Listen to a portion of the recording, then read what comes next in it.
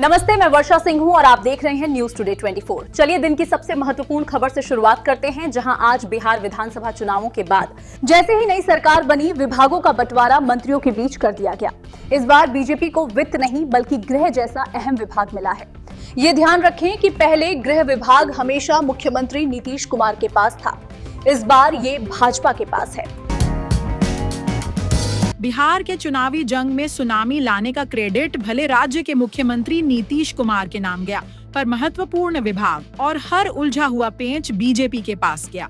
जानिए कौन कौन से मुद्दे थे जहां जदयू को बैंक फुट पर आना पड़ा, और ऐसा तब हो रहा है जब बीजेपी 90 और जेडीयू का नंबर 84 है ना कि 74 और 43। भाजपा को गृह विभाग लेने में 20 वर्ष लग गए, लेकिन इस बार बाई हुक एंड क्रुक इस विभाग को पाने में सफलता मिली। सम्राट चौधरी के नेतृत्व में प्रदेश भाजपा ने इस बार दोनों उप मुख्यमंत्री के पद को लेकर जो जिद की उसे पूरा किया और सम्राट चौधरी और विजय कुमार सिन्हा की जोड़ी कायम रही। अध्यक्ष और सभापति किसके पाले में? अध्यक्ष और सभापति को लेकर भी खींचतान चल रही थी। उस मसले पर भी भाजपा ने बाजी अपने हाथ रखा। अवधेश नारायण सिंह विधान परिषद के सभापति हैं ही, अब विधानसभा अध्यक्ष पद पर प्रेम कुमार विराजमान होंगे। मंत्रिमंडल विस्तार और महत्वपूर्ण विभागों के बंटवारे में गृह मंत्रालय जैसी अहम जिम्मेदारी बीजेपी के खाते में जाने के बाद यह स्पष्ट है कि बीजेपी अब बिहार की डबल इंजन सरकार में न केवल बड़ी सहयोगी है, बल्कि सबसे प्रभावशाली ताकत बनकर उभरी है। यह स्थिति जेडीयू के लिए आने वाले समय में कठिन चुनौती खड़ी कर सकती है। बीजेपी अब अपनी बढ़ी हुई ताकत का उपयोग केवल प्रशासनिक नियंत्रण तक ही सीमित नहीं रखेगी, बल्कि अपने वैचारिक एजेंडे और संगठनात्मक विस्तार को बिहार में तेज करेगी। बीजेपी की क्या प्लानिंग हो सकती है?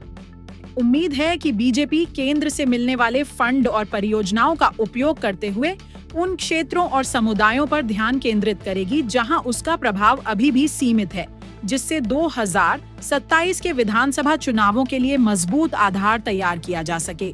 गृह विभाग, दोनों उप मुख्यमंत्री पद सम्राट चौधरी और विजय कुमार सिन्हा और विधानसभा अध्यक्ष पद पर अपने नेताओं प्रेम कुमार को बैठाने में बीजेपी की सफलता यह दर्शाती है कि इस बार नीतीश कुमार को गठबंधन में अभूतपूर्व दबाव का सामना करना पड़ रहा है।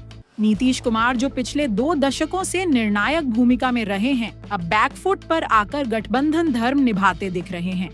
आने वाले समय में बीजेपी संभवतः प्रशासन के प्रदर्शन की निगरानी और जवाबदेही के नाम पर जेडीयू के मंत्रियों पर भी दबाव बढ़ाएगी।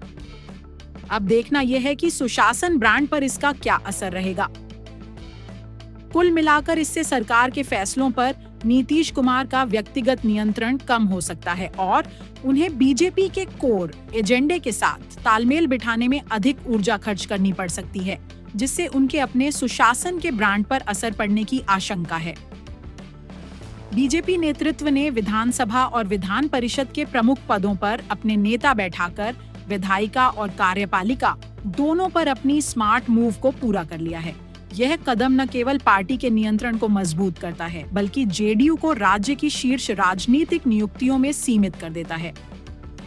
भविष्य में यह खींचतान स्थानीय निकायों के चुनाव, निगमों में नियुक्तियों और संगठनात्मक फेरबदल में भी देखने को मिल सकती है, जहां बीजेपी अपने कार्यकर्ताओं को एडजस्ट करने के लिए दबाव डालेगी।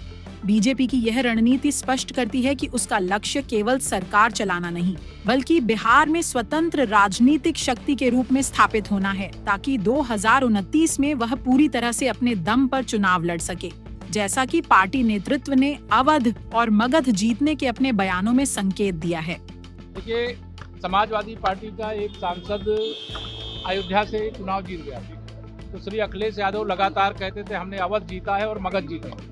अब मैं उनको बता रहा हूँ, मगध हम जीत चुके हैं, अवध हम 2027 में जीतेंगे और श्री अखिलेश यादव जी और उनकी पार्टी को सैफई, जो उनका मूल निवास स्थान है, वहाँ पर भेजेंगे और वो कांग्रेस से गठबंधन रखें और चाहे तोड़ लें।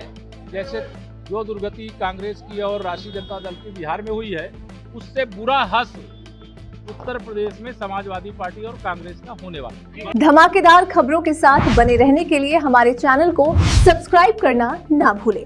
धन्यवाद।